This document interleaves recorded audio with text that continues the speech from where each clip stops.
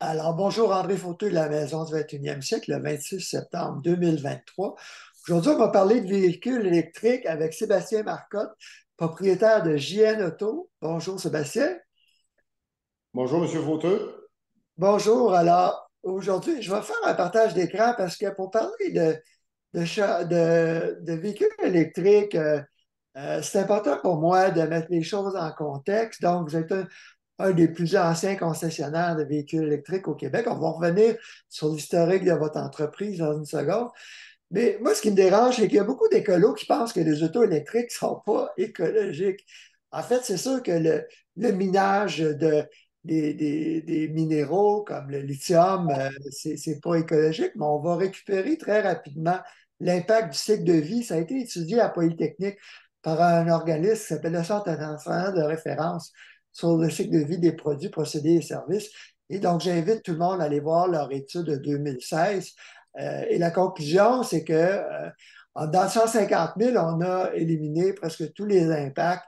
En fait, même les questions des minéraux, vu que donc c'est ça, c'est l'exception. À 150 km, on élimine tous les impacts sur la santé, sur la pollution. Et puis, je pense que c'est 300 000 km au niveau de l'épuisement des ressources minérales. Mais il faut savoir que le lithium, le cobalt, tout ça, il y a tellement de recherches. Il faut aller voir les études, les articles extraordinaires sur rouler électrique du physicien Pierre Langlois parce qu'il y a plein de recherches et développement en ce moment. Et donc, il va y avoir des nouvelles batteries à très court terme qui s'en viennent avec les Tesla, entre autres.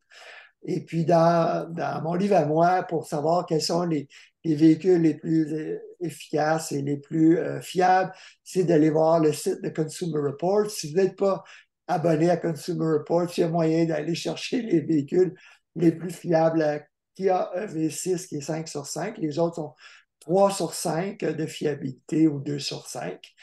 Et donc, ce qui bug un peu les gens, évidemment, c'est que ça va prendre 6 mois à 2 ans pour avoir accès, quand on fait notre dépôt, pour acheter un véhicule électrique. Donc, c'est ça que je voulais parler avec vous parce que moi, j'ai une Kona électrique depuis 2 ans et j'avais acheté ça à Laval chez Albi, puis il me disait que faut penser à la revente aussi parce que la valeur de revente des véhicules électriques est très élevée en ce moment. Puis je me demandais, c'est-il mieux d'attendre 5 ans, 7 ans, 10 ans? Typiquement, chez vous, vous avez combien de modèles de véhicules usagés, les véhicules électriques en ce moment, chez JN Auto? Ben, nous, actuellement, là, c'est sûr que le marché de l'électrique est relativement complexe euh, dans le sens que l'approvisionnement n'est pas toujours facile. Ouais. Nous, normalement, on va jouer en minimum 50 véhicules électriques en stock sur 120-130 chars total. Puis on va monter jusqu'à 75-80 selon si on a confiance dans le marché, les disponibilités. C'est comme je vous dis, c'est pas évident là, de tenir du stock là, dans l'électrique. Là. Ça Ouais. dépend des périodes. Mais c'est quoi, jusqu'à 80 qui sont usagés? Ouais, on a monté jusqu'à 80, facilement 80 unités en stock. Là, actuellement, en date d'aujourd'hui, je n'ai 50. Donc. Puis ces modèles-là, les gens les rapportent après combien d'années pour, j'imagine, la plupart du temps, c'est pour acheter un autre véhicule électrique qui les échange? Chez GN Auto, ça fait au-dessus de 10 ans qu'on s'implique par conviction environnementale et économique euh, à l'électrique. Ceci dit, on a toutes sortes de façons de s'approvisionner. Vu que ça fait longtemps, ben, on est connu justement par bien des conducteurs de véhicules électriques, par bien des garages aussi dans le neuf, qui, pour différentes raisons, ne veulent pas vraiment pousser l'électrique, là. Soit qu'ils ne connaissent pas ça, soit qu'ils sont dans des régions que c'est moins facile que d'autres. Là. C'est comme par exemple la BTB, ils ont l'air d'avoir un petit peu plus de difficultés à virer électrique dû à la distance avec les grands centres. Là. Vous, Fait que là, on a beaucoup de con... excusez, je voulais mentionner, vous, vous êtes à Danville, proche de Victoriaville, mais vendez-vous dans la plupart des régions du Québec? Dans plusieurs, en tout cas. Oui, oui. Ben nous, il faut savoir, ça fait 40 ans qu'on existe. On est quand même connu de loin pour différentes raisons, parce que l'évolution du Gianotto, euh, par exemple, à un moment donné, ben, on t'a reconnu des camions. Fait que, tu sais, on en vendait loin dans le Québec. Aujourd'hui, nous, on a délaissé ça. Tu sais, nous, on a pris la relève là, environ 10 ans, justement, quand on a décidé de pousser l'électrique. Là. Bon. Vendez Fait que, tu sais, jusqu'à Gatineau puis Chicoutimi, vous vendez un peu partout. ouais, on vend un peu partout au Québec, puis parfois même en province. Puis même, on a déjà exporté, mais sur des quantités limitées là, en Europe. OK. Mais le gros du marché, c'est le Québec. Puis je vous dirais qu'on en vend pas mal partout. C'est sûr que là, plus c'est loin, moins que c'est fréquent, là, c'est évident. Mais c'est surprenant, là. Souvent, on en vend assez loin. Alors, je reviens à ma question. Si je veux, tu sais, souvent, on gardait nos autos 10, 15 ans, mais on me dit que dans l'électrique, c'est mieux de ne pas attendre trop longtemps. C'est quoi la période que c'est bon d'attendre pour quand même faire du millage, du kilométrage, mais avoir une bonne valeur de revente? 3 ans, 5 ans, 7 ans? Ben, je comprends pas votre question exactement. Vos clients qui rapportent leur véhicule électrique pour la revente, ils ont combien de kilométrage ou d'années, ces véhicules-là, typiquement? Ben, j'en ai des presque neufs, vraiment presque neufs, parce que tu sais, il y a un phénomène dans l'électrique là, qui s'est passé dernièrement, mais même dans le gaz aussi. Là. Il y a gros des véhicules neufs qui étaient non accessibles avec des délais d'attente de 3, 4, 5 ans, que les gens achetaient puis avaient déjà prémédité d'en commander un autre. Puis lorsque l'autre rentrait, ben, il demandait plus cher pour l'usager. Autrement dit, il vendait plus cher qu'un neuf parce qu'il n'y a pas de disponibilité. Ça, c'est un phénomène dans l'automobile qu'on a rarement vécu, mais que depuis 2 ans, il est vraiment présent. Mais depuis la hausse des taux, les prix de ces véhicules-là qui sont presque neufs ont chuté. Là, parce que les gens, ben, ils sont plus patients, quitte à endurer le véhicule usagé plus longtemps. Le taux d'intérêt ayant pratiquement doublé, là, a calmé des ardeurs Ah ouais, à bien des niveaux économiques, mais donc ce phénomène-là, là, que les véhicules usagés, légèrement usagés, se vendaient plus cher que des neufs. ouais. Puis là, c'est quoi, à 80% du neuf, les prix ont baissé? C'est quoi l'exemple de prix de modèle usagé que vous avez en ce moment?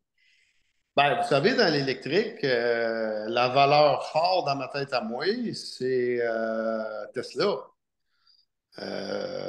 Tout simplement parce que c'est eux qui ont le plus grand volume.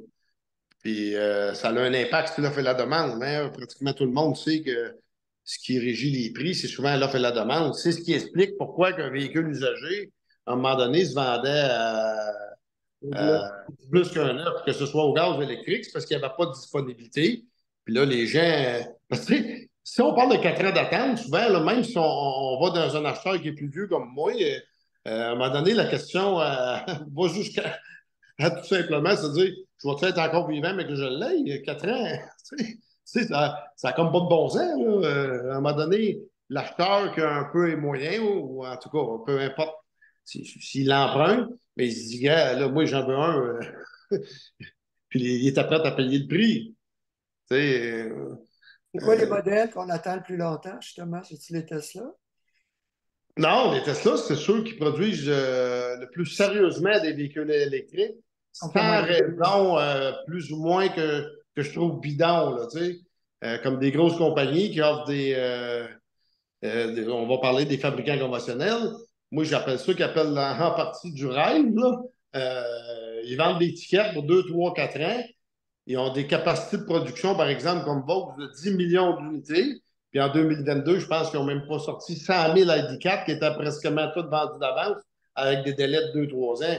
Fait que dans ma tête à moi, ils vendent du rêve. Là, ils n'ont pas le choix parce que s'ils ne le font pas, Tesla livre, puis sa capacité de production augmente à un rythme inimaginable. Ils bâtissent une shop en 8, 9 mois. Fait que, tu sais, tout ça, ça se tient. Puis là, pour en revenir au prix, pourquoi ça baisse en tant que tel, mais moi, je pense que Tesla a une maudite impact. L'année passée, supposément, ils ont vendu autant de Model 3 que de Civic. Fait que imaginez-vous les âgés qui rentrent.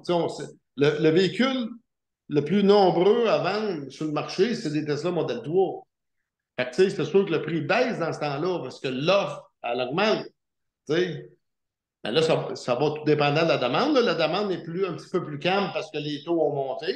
Fait que ça fait chuter les prix. Puis là, tranquillement, pas vite, ben, les compétiteurs, les prix descendent aussi parce que, tu sais, les gens, à un moment donné, ils réfléchissent. Hey, j'ai capable d'avoir, par exemple, on a vendu une Model 3 avec du millage qu'on a remis à parfait état parce que chez JN Auto, on, on est reconnu qu'on les met à parfait état. On ne fait pas juste le vendre tel quel. Je l'ai vendu 28 000 d'une Model 3. Fait que, tu sais, 28 000. quelqu'un qui est borné à vouloir acheter une bolle, par exemple, ben là, mettons qu'ils sont durs en bas de 28-30 000, ben là, ils commencent à se questionner. Tu sais, je devrais-tu considérer l'option d'une Model 3 qui est au même prix ou un petit peu moins cher? Que Tu la sais, Bolt. Tesla est rendu moins cher que le Model 3 que la Bolt. ben, dans l'usager, là, sur ton modèle, mais tu sais, à moins cher, probablement qu'elle va avoir un petit peu plus de millage. Mais regarde, dans un exemple concret, là, aujourd'hui, j'ai une balle, là, une des meilleurs marchés sur l'usager, que je crois qu'on affiche à 23-24 000, qui a genre 160 kilos, il faudrait vérifier là, exactement. Là. Parce qu'il faut savoir que moi, je vends presque plus. Là, mais, puis la Model 3 qu'on vient de vendre, on a vendu genre 28 000 à 160 km. On vous dit que c'est que le président n'est pas sur le plancher à vendre des autos. Là. Ben, je vends de moins en moins. Là. Tu sais, on, on laisse la chance aux jeunes de gagner leur vie. On a, moi et Stéphane, ça fait très longtemps qu'on vend des chars. Là, on est rendu environ peut-être 20 employés. Pas Puis associé. on cherche à faire moins d'heures tranquillement, pas vite. Là, tu sais, Ben, c'est fait que, intéressant ce que vous disiez que les gros fabricants comme les Volkswagen, même Toyota, ils vendent au compte-gouttes parce que les gouvernements les forcent à vendre. Ils savent que, bon, en 2035, ils sont supposés interdire les ventes de véhicules à essence. Mais les gros fabricants de véhicules à essence et hybrides, il faut qu'ils rentabilisent leurs usines. C'est toi qui n'ont pas intérêt à aller trop dans l'électrique, mais en même temps, ils ont perdu le marché, comme Mercedes, les BM, les Mercedes, les haut de gamme ont perdu le marché. C'est Tesla qui l'a pris. Ils commencent à en vendre au compte-gouttes. Puis là, les Chinois vont arriver. Alors, ça menace sérieusement. Puis on voit que la grève, hein, les employés veulent des plus gros salaires. Le marché est en train de virer. Là. ben, tu sais, on est dans une transition énergétique globale incluant l'automobile, que je pense, c'est à mon avis.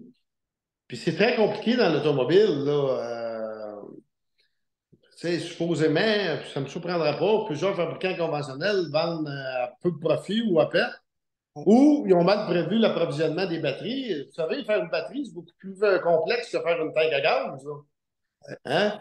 Fait que là, est-ce qu'ils n'ont pas prévu ça d'avance, comme Tesla l'a prévu, parce qu'eux sont rodés vraiment 100% électriques depuis le début. Fait que, tu sais, c'est On leur peut-être mieux planifié, tu sais. fabrique que leur Euh, propre. Il y a des fabricants, d'après moi, ils ont de la misère à avoir des batteries, là, tout simplement, puis que c'est pas rentable. Fait que l'enjeu des deux fait en sorte qu'ils vont privilégier encore un volume de vente au gaz. Tu sais? Fait que Ou les c'est. hybrides. Comme disait Toyota, eux, ils ont vendu les hybrides à perte pendant très longtemps, puis il faut qu'ils rentabilisent ces usines-là qui ont coûté des milliards. C'est pour ça que l'électrique, ils ne vont pas encore à 100 000 à l'heure.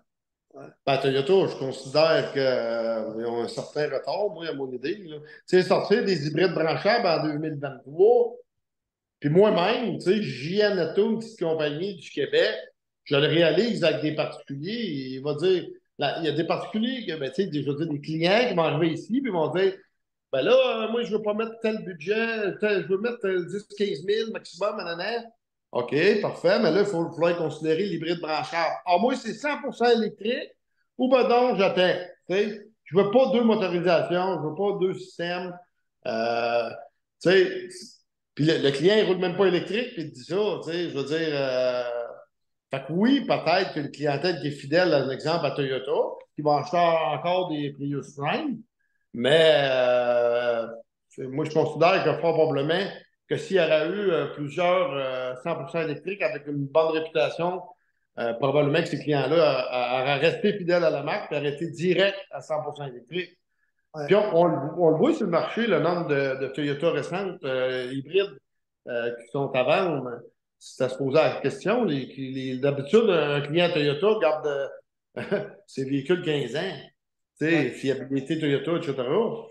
Bon, il est allé vers quoi? Une Tesla, une Bolt? Qu'est-ce qu'il a acheté? Tu Ouais. sais, parce que la plupart des utilisateurs qui achètent un hybride branchable, une fois qu'ils ont roulé avec, là, puis ils ont compris à quel point ils peuvent faire du kilométrage avec juste une petite batterie, ben là, ils réalisent que c'est bien plus facile qu'on pense rouler avec une Bolt ou une Tesla, tu sais, une grosse batterie, tu sais, une grosse autonomie. Là. Ben, c'est ça. Ben, il y a des gens comme moi, bon, écolo vendu. Moi, je travaille à la maison, fait que je ne suis pas beaucoup sur la route, mais l'anxiété de perdre, de ne pas pouvoir recharger sur un long trajet, en fait, les gens qui ont une auto électrique, ils voient qu'il y a des bornes partout, la recharge est rapide. Les gens qui tombent en panne avec une auto électrique, ça n'arrive pas souvent. Hein? Non, puis le monde, souvent, les plus peureux de l'autonomie, c'est ceux qui roulent le moins. C'est peut-être logique un peu, parce que celui qui fait beaucoup de millage, tu sais, un vendeur du chemin ou etc., c'est plus facile pour lui de faire de l'argent encore. Fait que, tu sais, il va peut-être s'intéresser plus vite.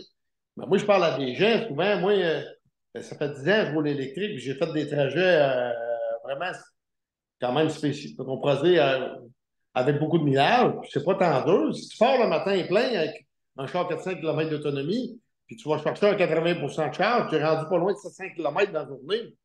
Qui fait ça normalement? Tu sais, il n'y en a pas beaucoup, là. Mais non, Tu moi, sais, c'est un voyage, c'est ça. Ouais. fait que, tu sais, c'est un peu souvent une peur parce qu'on n'est pas, on connaît pas encore cette nouvelle technologie-là. Tu sais. Moi, je peux raconter une anecdote. L'hiver passé, par exemple, j'ai poussé un peu trop la limite. J'étais en bas de 50 km, puis je sortais de l'autoroute des Laurentides. Il me restait 7 km à faire pour me rendre chez nous. Mais mon système est tombé. Toutes les lumières ont allumé dans mon dash pour me dire que là, on économisait tout. Puis ma vitesse a ralenti. Puis je sors sur le chemin Saint-Marguerite, le chemin Pierre-Péladeau à Saint-Adèle. Puis là, j'avais une côte à monter, puis j'ai pas réussi. Vous avez quoi comme char? La Kona, OK.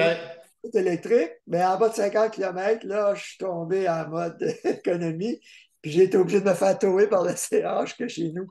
Fait que j'ai appris ma leçon, j'aurais dû arrêter à 20 minutes recharger à Saint-Jérôme. Ben, tu sais, des fois, on prend des gamblings. On prend des gamblings comme avec un char au gaz. Hein. Ceux qui Ouais. restent pris sur le bord du chemin, c'est parce qu'ils ont pris des gamblings. L'auto à Euh, essence, c'est ça, avec 50 km, je sais que ma réserve est bonne, mais pas avec l'électrique. ouais, En hiver, là. ouais. Ben, probablement que vous vouliez tester jusqu'au bout aussi, parce que si vous auriez eu peur de ça, vous l'auriez fait la charge, hein, probablement. Là. Si j'avais rechargé.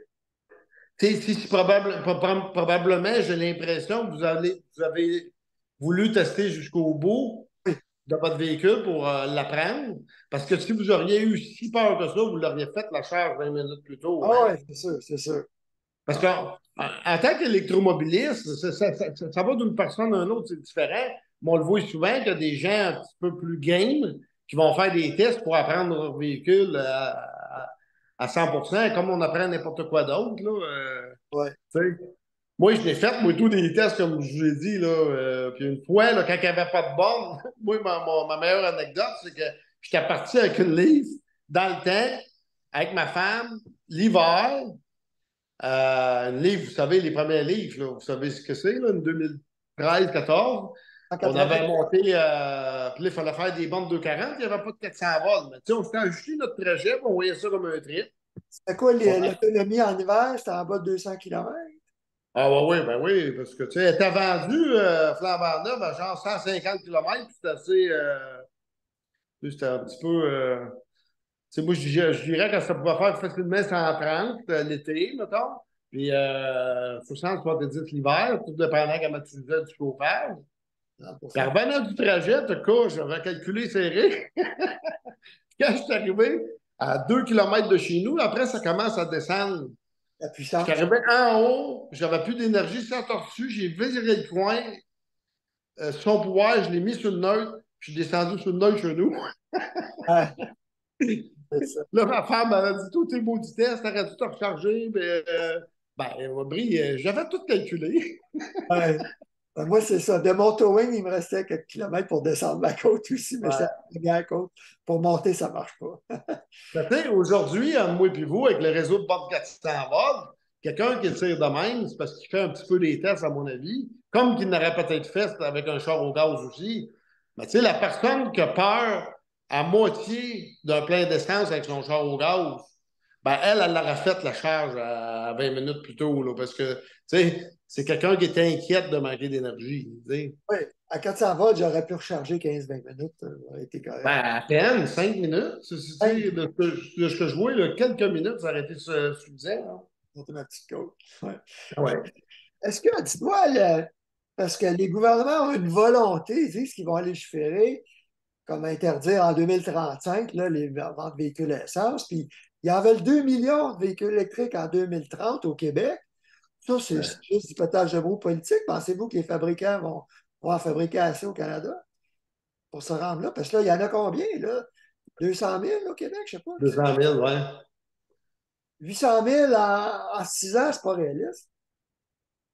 Ben, ça va être quand même assez dur. Moi, je prétends qu'ils sont même pas capables d'atteindre ceux des objectifs, là, 2035, plus de char au gaz. Pour interdire. Pas à cause du gouvernement, pas la faute du gouvernement, mais la faute des fabricants, là. Parce que, Mondial, tu sais, il faut voir ça globalement, là. Je pense qu'il fait 40 ou 50 millions de chars dans sa planète. C'est sûr que là, tout le monde, de plus en plus, des pays riches, du moins, c'est à la mode parce que, tu sais, l'impact environnemental a de l'air clair. C'est sûr que c'est mieux de marcher à pied ou aller en bicyclette pédale, mais c'est moins polluant un char électrique. C'est sûr que d'une région à l'autre, ça varie selon la production d'énergie, là, mais, tu sais, moi, je ne suis pas scientifique, mais il y a plusieurs études facilement trouvables là-dessus. oui, OK. avec l'électricité, c'est sûr que c'est plus écologique. Fait que tu sais, l'enjeu de produire 40-50 millions de batteries au global, là, au final, je pense que ça va être long en maudit. Là, puis les fabricants vont tout décider de fournir le Québec. On l'a vu dans la crise du COVID. Tout le monde gardait le char pour protéger les économies. Ouais. Tu sais, c'est sûr que nous autres, si on pousserait pour avoir un fabricant ici sur place, ça pourrait aider, là, de s'approvisionner plus localement, mais on n'est pas capable de le faire. Là, les politiciens, en tout cas, je En peux tout cas, ce qui pas. est bon, c'est que là, on va avoir pas mal toute la chaîne d'approvisionnement au niveau de la batterie au Québec, même le recyclage. Puis en 2030, la Norvège va interdire la vente de véhicules à essence. Mais ouais, c'est ça, Je pense que ça va être l'Europe et les États-Unis qui vont s'approvisionner en premier. Ouais. Ouais, puis ceux qui ont des gros marchés, c'est sûr que le Québec, à mon avis, mais tu sais, je ne suis pas assez politicien pour ça, mais il me semble de logique de base, à 9 millions d'habitants, même si tu mets des lois bien strictes, pas que la Norvège a réussi, puis ils sont pas plus que nous autres, Euh, la Norvège, c'est un bel exemple pour les politiciens sérieux du Québec qui croient en ça. C'est sûr qu'ils n'ont pas le choix de s'inspirer de la Norvège. Ils percent. Puis dans bien les aspects environnementaux et tout, ils sont un exemple. Bon, est-ce que tu sais, l'intérêt politique envers l'environnement au Québec ou au Canada, ce que je crois qui est vraiment réel, j'en doute parce que c'est tout simplement parce que s'ils voudraient que ça avance plus vite, il y a des pays qui sont des exemples, qui peuvent aller s'informer rapidement, comme une entreprise comme nous autres qui a viré rapidement. Je veux dire, tu passes à l'action, mais là, on dirait que, bon, c'est peut-être un thème.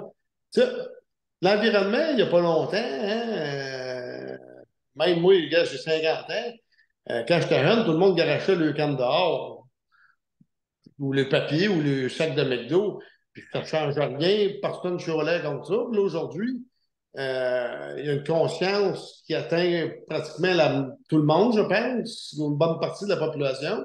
que tout le monde s'en vient de plus en plus conscient de ça. Fait que ça a quand même évolué vite, juste pour ma petite vie de Saint-Grantel, là. Mais en politique, est-ce que les intérêts sont vraiment sérieux tout le temps? Pas sûr.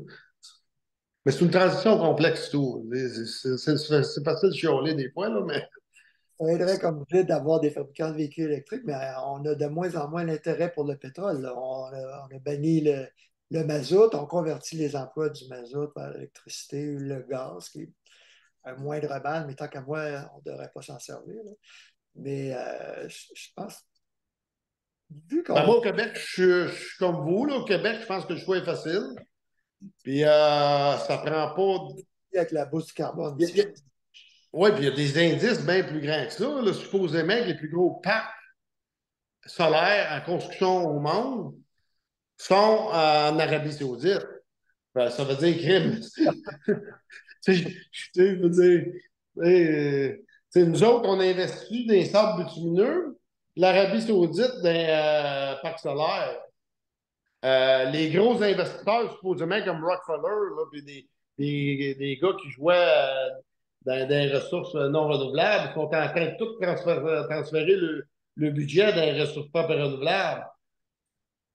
Tu sais, d'habitude, dans le système capitaliste, quand il y a des gros mouvements de capitaux de même, d'une ressource, d'une énergie à une autre, ça commence à être un signe qu'il faut prendre en considération, je pense. Tu sais, fait que, au Québec, je pense que on a une chance inouïe. Je trouve qu'on l'apprend. Peut-être pas vite à mon goût, mais on prend notre place tranquillement. Hein.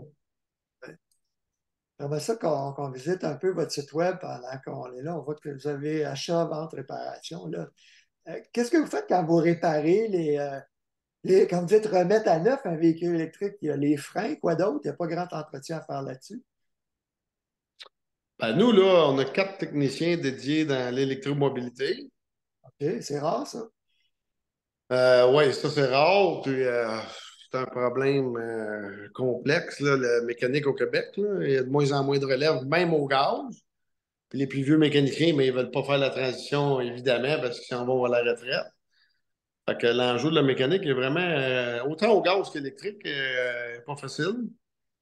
Ceci dit, l'expertise n'est pas au même niveau pantoute. Là, tu sais. C'est un char électrique, il y a 50% moins de pièces que d'un char au gaz, grosso modo, là, de même luxe, de même aussi, si on parle d'un modèle comparable. L'entretien est vraiment beaucoup plus minime, mais les prix en vieillissant sont vraiment différents. Tu sais. On peut parler de changement de chargeur embarqué, des fois des petits problèmes électriques, des pertes d'isolation, des pertes de courant qu'il faut trouver. Euh, Fait que c'est vous, vraiment une expertise différente. Là. vous C'est arrivez à sûr. réparer l'électronique, c'est ça, l'électricité et l'électronique sur ces autos-là? Ben oui, on est rendu à un certain niveau. C'est sûr que c'est pas toujours évident parce que tu sais, les pièces dans le neuf, autant des véhicules au gaz, là, tu sais, comme on dit de ce temps-ci, depuis le COVID, il manque de tout, là, où les délais sont absurdes. Ben, ça équivaut aussi dans les pièces. Puis des fois, ben, la pièce est extrêmement dispendieuse, non disponible dans l'usager.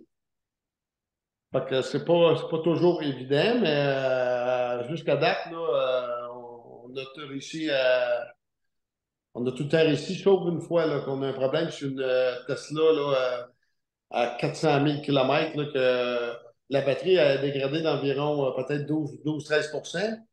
Puis on a de la difficulté à trouver des morceaux dans la batterie pour la réparer. Là. Elle nous pose un problème. Mais jusqu'à date, tous les problèmes qu'on a eus, parce que vous savez, en jouant à l'usager, on a souvent eu des véhicules en haut de 200-300 000 km, là, ou des clients qui font réparer le leur. Là. On parle de véhicules plus vieux, évidemment, là, tu sais, des Chevrolet Volt, des Leaf, des Tesla. Mais ici, je trouve que vous avez des beaux modèles, les Polestar, des Tesla à 20-30 000 km. C'est vraiment intéressant. Vous en avez toutes sortes qui sont pas très, très vieilles. Oui, ouais, on a, comme je vous dis, des pratiquement neufs, à plus usagés, à toutes sortes de budgets. Là, tu sais. On a des petites vols dans le bas de 10 000 piastres, tu sais. Quelqu'un qui veut un bon petit véhicule, sont fiables, ces petites vols-là. C'est, c'est un esti de bon char, tu sais, quelqu'un qui veut pas mettre une fortune puis pas dépenser beaucoup en essence, là, parce que la plupart des déplacements ils vont être faits électriques, là. Les véhicules usagés, il n'y a pas de subvention sur les véhicules usagés. On peut en avoir, mais ils sont vraiment difficiles. Parce que le gouvernement ne va pas donner deux fois une subvention sur un véhicule. Puis c'est logique, hein? On ne va pas subventionner un véhicule. Le but, c'est de mettre le plus de véhicules électriques sur le chemin. Fait que, tu sais, mais faut qu'ils viennent hors de la province de Québec pour avoir droit à 3500. Ah ouais. Ouais. On était un des gros exportateurs, d'importateurs de livres au Québec dans le temps, où ce que les Américains, ben, ils boudaient un peu les vieilles livres, fait que ça les rendait accessibles. Fait que là, on les achetait. Puis là, à un moment donné, même, il y avait beaucoup de commerçants qui s'étaient mis à faire pareil. Puis là, à un moment donné, ben, les prix ont trop monté. Tu sais, les Américains, la demande a augmenté pour ces vieilles livres-là. Puis là, c'est de plus en plus difficile là, de rendre rentable ce processus-là, là. D'ailleurs, les gens doivent comprendre que plus les véhicules électriques se vendent, plus les subventions vont baisser. C'est le fédéral au Québec qui a baissé de 1 000 $. C'est combien aujourd'hui les véhicules neufs électriques, les subventions? Ben, ça va, je pense, il y a 5 000 du provincial, puis 7 000, 5 000 du fédéral, 7 000 du provincial, je ne me trompe pas, là. Parce que je n'en vends pas des neufs, là, mais c'est quelque chose du genre. Plus il y a un 10 000 pour le commercial, là, pour les commerces là, qui peuvent aller chercher une autre subvention-là. Et vous, c'est juste des véhicules usagés que vous vendez là, dans l'électrique. Ouais, ouais, ouais. C'est sûr que JN Auto, s'il y aurait accès à un manufacturier qui est ouvert, tu sais, il protège tout le concessionnaire. Ouais. Si on aurait accès à des chars neufs, on en vendrait gros, c'est évident. Mais malheureusement, on n'a pas cette opportunité-là comme c'est là. Il y a peut-être un fabricant à un moment donné, parce que tu sais, on voit que le modèle d'affaires dans le neuf avec Tesla qui est rentré dans le game change, hein? Sur commande. Tesla, il y a un système de boutique, il n'y a pas de concessionnaire, très peu de boutiques. C'est facilement comprenable, tu sais, 50% moins de pièces, moins d'entretien à vendre, comment on fait vivre un concessionnaire. Tu sais, sans parler du fait qu'on vend, les fabricants vendent de plus en plus sur Internet. Ça ne plaît pas à tout le monde, mais ça ne coûte rien. Tu sais. Fait que tout ce modèle d'affaires-là est en transition aussi, là, tu sais.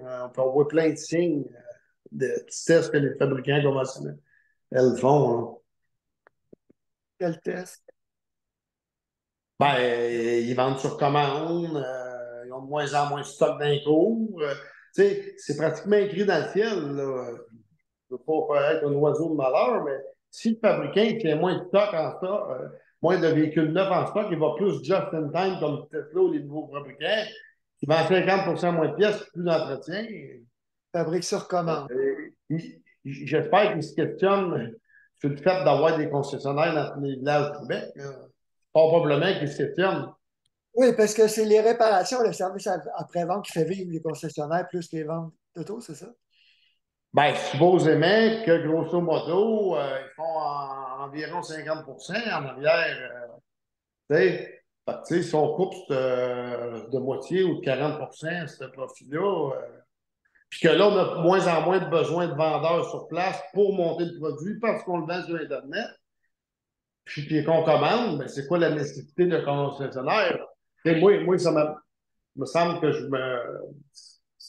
Puis en réalité, c'est un enjeu de compétition. Si Tesla, il y a 10 fois moins de concessionnaires, il n'y a pas de propriétaire de concession à faire des profits X, puis que la vente se fait sur Internet, puis que je vends moins de pièces, etc., bien, il devient très difficile à compétitionner, là. Ben, Tu sais, il y a moins d'intermédiaires. Il n'y en a pas d'intermédiaires. Ben ouais. c'est ça, c'est ça. Est-ce que ça fait l'affaire à tous les consommateurs actuellement? Probablement que non. Puis je sais que non, mais tu sais, je veux dire, la réalité du prix aura un impact quand tu achètes le véhicule parce que les gens on ne sait pas trop à cette heure dans l'époque d'aujourd'hui, mais quand on choisit un qualité-prix-service, ben, il faut en être conscient parce que si on n'encourage pas ce minimum de service-là qu'on veut, ben, on laisse place à une compétition qui est plus compétitive parce que justement, elle donne moins de services. Tu sais, un peu comme qu'on voit dans les villages, hein, comme le l'UAP est formé au village, shit, les gens sont pris. Mais où tu achètes tes pièces? Ben, sur l'Internet comme tout le monde, c'est 25% moins cher. Ben, Les, les gens, ce qui se plaignent du service de Tesla, c'est dur de les rejoindre, justement. je pense que c'est vraiment mitigé. Il y en a qui savent dans quoi ce qui s'embarque, quoi ce qui se passe, puis qui trouvent que le service est adapté à cette réalité-là. L'autre qui avait plus un type de service client roi à sa petite concession à côté de chez eux, ben lui, il réalise moins. Sauf que, euh, sauf que d'une façon ou d'une autre, ce qui se passe, les constructeurs conventionnels trouvent des moyens de s'ajuster à cette réalité-là, à mon avis, là, en allant plus just in time, la vente sur Internet, commande sur Internet, etc. Fait que, c'est un gros changement qu'on va, à mon avis, qui va être assez rapide, qu'on va subir dans le domaine automobile. Bon. Mais avez-vous Qu'est-ce que le client. avez-vous Qu'est-ce des que, échos, avez-vous des échos de clients de Tesla qui n'étaient pas contents du service après-vente? oui, oui, oui. Oui, oui. Puis on le voit facilement sur les réseaux sociaux. Ils changent de fournisseur et ils vont acheter d'une autre marque après? Ils vont changer pour une autre marque. Ils vont changer pour une autre marque. Puis je vois gros du monde des marques conventionnelles qui vont vers Tesla aussi. Tu sais, un mouvement de gens.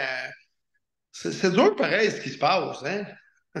C'est Oui, la c'est dur ce majorité. qui se passe. Puis peut-être pour un groupe d'âge et plus, même moi à mon âge, moi, nous, on était pognés dans cette histoire-là de vendre des Tesla neuves. On a vendu 2 ans de temps des Tesla neuves.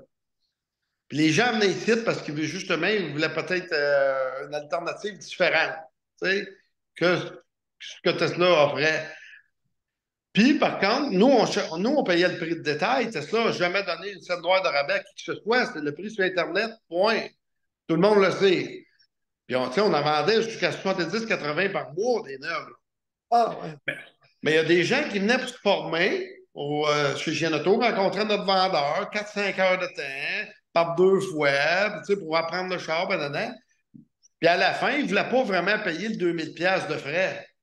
Tu sais. Puis ils commandaient sur Internet. Pas de profit. Ouais. Parce que nous, c'était déclaré sur Internet, là. On ne se cachait pas, là. Tu sais, on chargeait 2000-2500$, ça dépendait du prix. Ce qui était Et, un markup vraiment minime sur un prix de véhicule neuf qui était, mettons, 60-70 000 dans ce temps-là. Là. Parce qu'ils mais ont baissé depuis ce temps-là. Là.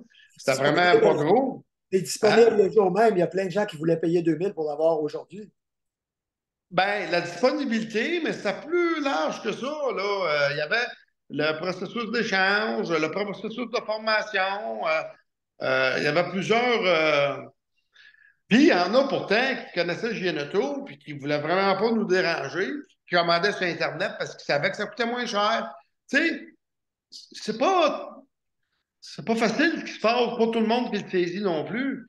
Puis là, le monde, comment ça, Tesla ont baissé le modèle Y de 10 000 là, quelques mois. Ben, la demande mondiale a chute. Les autres, ils ont des tickets de réservation vendus, mais lui, il faut qu'en ligne, il en fabrique. Fait qu'il a décidé de baisser le prix. Puis là, ça l'a fait ajuster tout le marché en conséquence.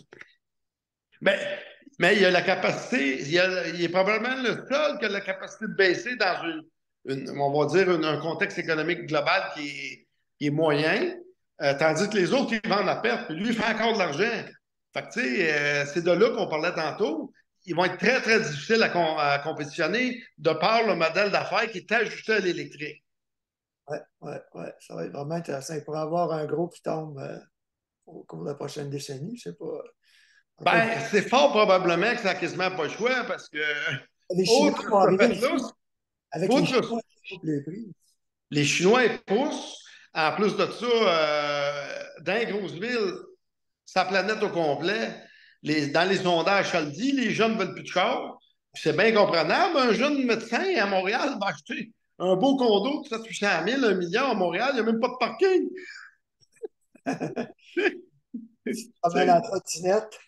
sais, Ouais. fait que l'enjeu, là, il y a trop de chars dans les grosses villes. En campagne, au Québec, on sent moins ça, tu sais. Puis on n'a pas de transport commun, etc. Mais dans les grosses villes mondiales, c'est un paquet de troubles à avoir un char. Fait que, tu sais, c'est à peu près écrit dans le ciel que les nombres de chars neufs vont diminuer, hein. Oh, et les ventes vont baisser, c'est sûr. Vous, pensez-vous que vous êtes le plus gros vendeur de véhicules électriques usagés au Québec? Ben, potentiellement, oui, j'ai probablement. Nous, on a fort. D'après moi, on doit être pas loin de 3 000 chars électriques de vendus, là, En 10 ans? en une dizaine d'années, ouais. Ben, il faut savoir que les volumes au début, c'était vraiment. Bien. La première année qu'on a décidé de pousser, ça prend tout si on a été capable d'avoir 30 chars électriques. Mais Ouais. il n'avait pas, il n'avait même pas 5 000 au Québec. Ouais. Eux, l'an passé, vous avez vendu combien à peu près? Ah, l'année passée, ça doit être bien proche de 400. 400 véhicules usagés. Ouais. Mais notre enjeu, c'est pas souvent de le vendre, c'est d'en avoir d'un prix qui ont du bon sens. Tu sais? Puis c'est probablement que ça va être encore de même longtemps, là.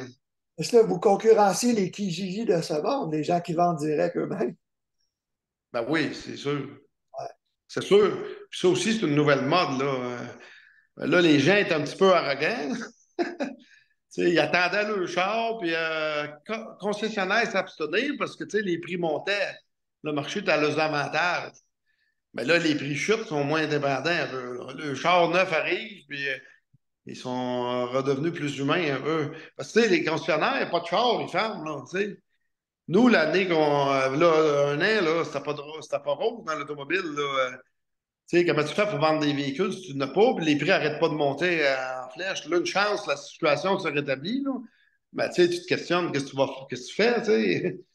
On continue dans cette roue infernale de hausse de prix-là, ou ben non, on n'a plus de véhicules à vendre, puis on ferme, tu sais? Vous, votre avantage, c'est votre personnel aussi. Rappelez-moi combien vous avez de vendeurs et de mécaniciens spécialisés en électrique? Ben, en mécanique, là, on a une équipe de quatre. Dédiés Euh, au... dans, dans la vente, on doit être, avec les filles au FNI, la comptabilité, tout ça, on doit être facilement une dizaine.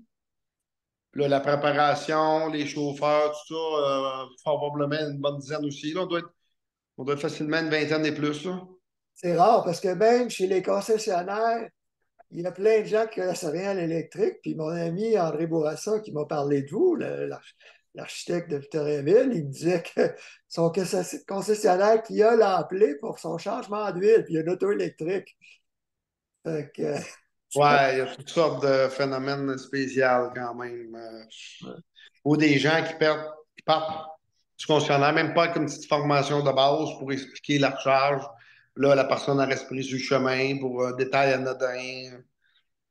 Tu sais, nous autres, ici, là, c'est bien rare que des problèmes majeurs.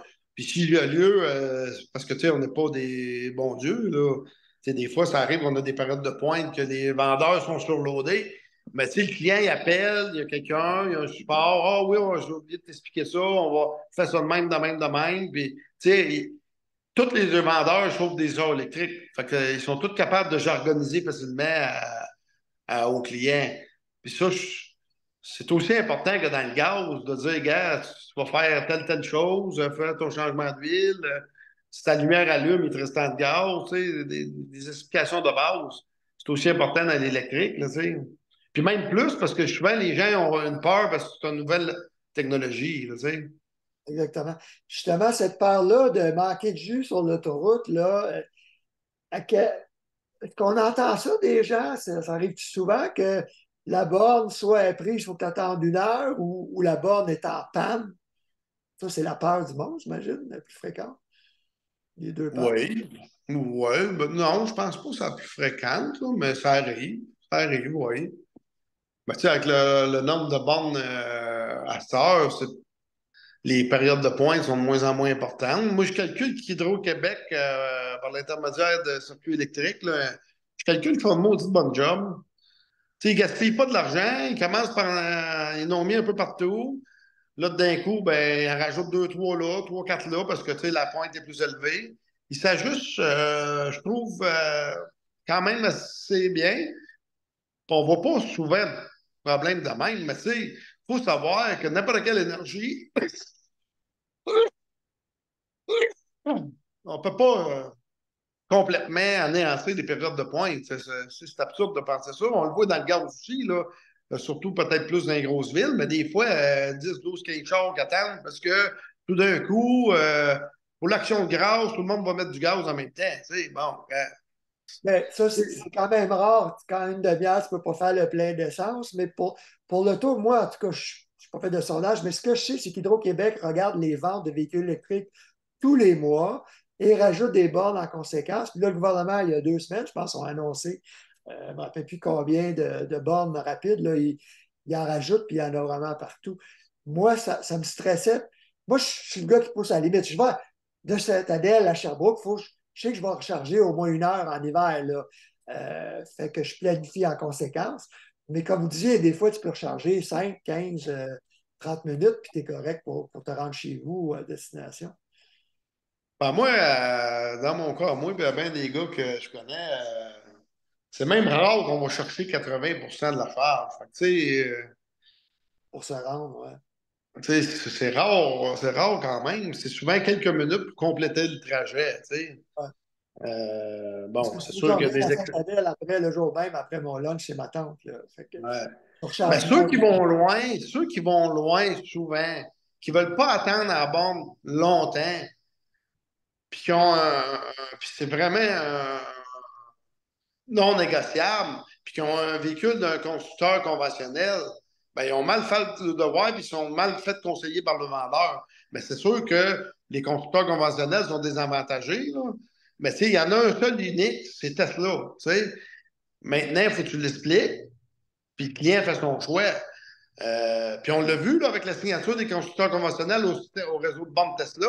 C'est dû, entre autres, à leur chimie de batterie qui leur permet de recharger le plus vite que n'importe quel autre compétiteur, par canicule, par temps normal, puis par temps très froid. Tesla. Puis le réseau de bornes a une puissance de minimum 100 kW et plus, tandis que nous autres, peut-être 80% de nos bornes sont 50 kW. Fait que tu sais, c'est assez facile à comprendre qu'à l'heure actuelle, pour faire des lointains trajets, peu importe la température, si tu veux être le plus à parité du char au gaz possible, ben, tu n'as pas le choix, c'est Tesla, malheureusement. Sinon, tu continues à mettre du gaz. Ou tu achètes un hybride branchable. T'sais. Si tu fais souvent Mais, de la longue route, ah, là. ouais. Ça c'est des mauvais conseils que les vendeurs vont faire. Là. Tu sais, Si moi, je ne vendrai jamais une bolte à quelqu'un qui me dit, moi, je ne veux pas passer 45 minutes, 1 heure ou 2 heures à la bombe de recharge. Ben, tu sais, parce qu'il y a un certain risque. Il recharge tranquillement. L'hiver, quand il fait froid, plus tranquillement. Puis si quelqu'un est en bombe en avant de toi, puis il est encore une demi-heure, ben là, tu es pratiquement 1 heure et demie à bombe. Tu sais. Mais qu'est-ce que vous faites, madame, comme village? Ben, moi, quand il fait moins de 40, je vais chez nous, puis je ne vais jamais plus loin que 200 km dans l'entour de la maison. Ah, ben là, une base, c'est parfait pour vous, madame. Il n'y a pas de problème. Puis il y Ben en a l'autre monde que c'est comme ça, là, tu sais. Ma femme, là, si elle n'est pas avec moi, là, en bas de -25, -30, elle s'en va pas dans Laurentides. oh, les gens, il faut qu'ils comprennent qu'ils rechargent 99% du temps à la maison, là. Ben oui, Pas c'est ça. combien de Moi, temps ça. ma femme avec une maquille, petite batterie, là, 45 000 km, là, 0 fois à bombe publique. Ah ouais. Ouais. Ah ben, le char, c'est en 2021. Fait que, tu sais, elle fait juste déloyer plus ou moins loin alentour, à 300 km de la maison. Mais moi, quand je vais loin, c'est sûr que fort probablement que même s'il fait froid, fort probablement que je prenne Tesla, tu sais. Mais ce qui est le fun aussi, c'est qu'avec l'Internet, les téléphones intelligents, tu sais en temps réel quelles bornes sont disponibles dans les alentours. Fait que le long des autoroutes, je pense que c'est pas mal rare que les gens y attendent plus qu'une demi-heure pour recharger. Souvent, les gens aussi se laissent, quelqu'un qui se recharge, il dit OK, je vais t'autoriser. Comment ça marche? Il y en a qui s'appellent, puis ils disent, je peux-tu recharger mon auto, puis je te rebranche après. Les électromobilistes, ça aide à ce niveau-là, hein? Ben, il n'y a pas de loi écrite encore, mais moi, par exemple, en hôtel, là, j'ai souvent le testé, là, puis je te dirais que un bon 75% du temps, puis ça, c'est un enjeu, là, les bombes 240, là, stick. Tu sais, il faut qu'il y ait une bombe 240 de poser dans les hôtels ou les restaurants. Là. Il faut qu'il y ait une bombe 240, deux espaces libres, dédiés au char électrique. Une bombe 240, deux espaces libres, ou au minimum un espace libre.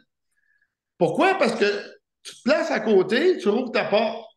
Puis moi, je dirais que facilement le trois quarts du temps, dans un hôtel ou quelque chose du genre, qui voit ta porte ouverte, l'utilisateur sur une bombe gratuite, là, je parle, là, tu sais, des hôtels sont souvent gratuits.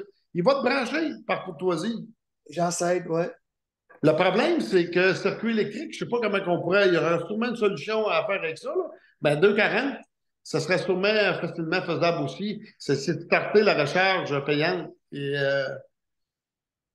que, tu sais, le client, l'autre personne ne peut pas starter sur son compte à elle la charge de l'autre. Là. Ouais, ouais. Même sur le 400 volts, ça pourrait se faire, ça, cette méthode de courtoisie-là qui est bien facile. Tu te débranches, tu branches l'autre quand la porte est ouverte. Mais c'est au niveau de starter la recharge là, qu'il faudrait réfléchir sur l'application. Il y aurait sûrement de quoi relativement facile à faire avec les téléphones aujourd'hui. Ben oui. Ben, d'ailleurs, on invite les gens à aller voir non seulement le site du réseau électrique, mais évidemment de l'AVEC, où on parle de cette question-là de courtoisie attendue des conducteurs de véhicules électriques. Ben, Monsieur Sébastien Marcotte, propriétaire de JL Auto à Danville, dans le centre du Québec, qui vendait maintenant 300 véhicules électriques par année usagés Ben, minimum. moi, je dirais qu'on va essayer toujours entre 3 et 400. Ça va être très dur de dépasser 400 sur 700 ventes totales, 6 à 700 ventes totales, à cause de l'approvisionnement. Ben, on invite les gens à aller voir votre site web. Vous avez vraiment des belles occasions pour acheter une auto électrique aujourd'hui même et non attendre 6 mois ou 24 mois. Ouais. Ben, D'accord? ça fait plaisir, M. Fauteux, puis je suis content de vous avoir connu, puis qu'il y a des gens comme vous qui s'intéressent à l'environnement sérieusement. Ben, ça fait plaisir. C'est moi qui vous remercie d'avoir pris le temps aujourd'hui. Bonne fin de journée. Au revoir.